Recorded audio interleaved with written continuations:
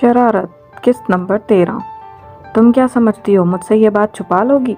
وہ اس کے گال پر اپنا ہاتھ رکھتے ہوئے کہنے لگا، مگر ایسی تو کوئی بات نہیں۔ مہروز نے اس سے اپنی طرف گھما کر اس کا رخ کیا اور اس کا چہرہ تھام لیا۔ اب میری آنکھوں میں آنکھیں ڈال کر کہو کہ ایسی بات نہیں۔ تبھی دروازے پر دستک ہوئی۔ ربی ساکت کھڑی رہی۔ وہ پلٹ گیا۔ وہ شخص وہ بات بھی جان گیا تھا جو وہ اپنے آپ سے بھی چھپائے پھر رہی تھی۔ اسے کئی بار اپنی طبیعت پر شک ہوا، مگر اس نے ٹال دیا۔ وہ شک پر یقین کی مہر نہیں لگانا چاہتی تھی۔ تھوڑی دیر بعد ناشتہ کر کے وہ لوگ واپسی کے لیے نکل گئے۔ اسے اپنی ماں شدت سے یاد آ رہی تھی۔ اس کے خاموش آنسو بہہ رہے تھے۔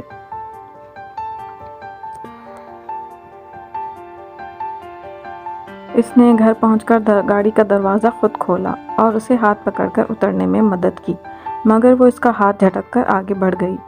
اس کا رخ بیڈ روم کی طرف تھا۔ السلام علیکم، اس نے عارفہ بیگم کو سلام کیا۔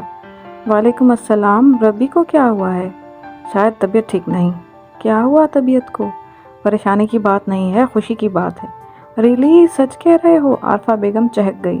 آپ اسے ڈاکٹر کے پاس لے جائیں، کنفرم کروا لیں۔ ربی اداس کیوں ہے؟ شاید گھر والوں کو مس کر رہی ہے۔ تو کوشش کرو نا اس کے امی ابا مان جائیں۔ کچھ تو کرنا ہی ہوگا۔ ہاں کوشش کرو، مان جائیں گے انشاءاللہ۔ کہاں جا رہی ہیں؟ اس نے عارفہ کو جاتے ہوئے دیکھ کر پوچھا۔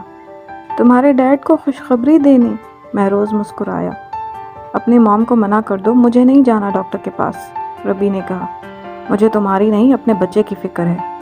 مجھے ضرورت بھی نہیں تمہاری فکر کی، تو مجھے اپنے بچے کی فکر تو کرنے دو۔ بڑی تکلیف ہو رہی ہے اپنے بچے کے لیے، بیوی کے لیے بھی ہو رہی ہے۔ اف، کیا حال بنا لیا ہے۔ تمہارا حال بھی اپنے جیسا ہی کر دوں گی، وہ نفرت سے بولی۔ وہ تو تم کر ہی رہی ہو، دن بھی برباد اور راتیں بھی۔ یوں لگتا ہے شادی کو 30 سال ہو گئے۔ مرد ہو کے بھی میں نے خود کو سنبھال کر رکھا ہے، کبھی بہکا نہیں۔ سوچا مشرقی بیوی سے سارے ارمان پورا کروں گا، اور مشرقی بیوی۔ وہ خاموش ہو گیا۔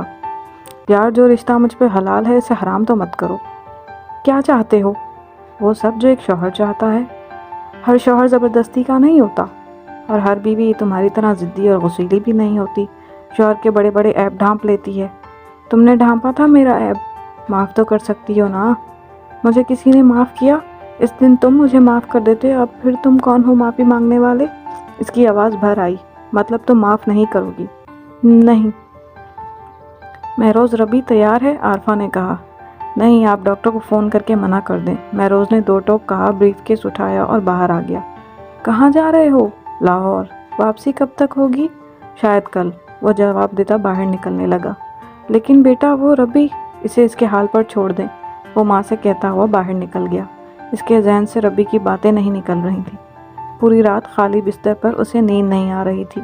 اس کا دھیان مہروز کی طرف جا رہا تھا۔ کیا مجھے اس کی عادت ہو گئی؟ کیا وہ نہیں ہے تو مجھے بے چینی ہو رہی ہے؟ وہ اٹھ بیٹھی۔ کیا میں فاطمہ کو بھی؟ ساری رات جاگ کر گزری۔ صبح جب آنکھ کھلی تو اس کا سیل بج رہا تھا۔ ہیلو، مہروز بات کر رہا ہوں۔ کیسی ہو؟ ٹھیک ہوں۔ رات کیسی گزری؟ میری یاد آئی؟ رات اچھی گزری، سکون سے۔ تمہارا تو خیال بھی نہیں آیا۔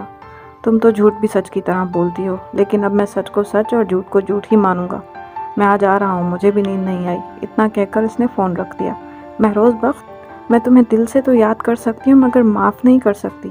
اس نے خود کلامی کی اور گہری سانس لے کر رہ گئی۔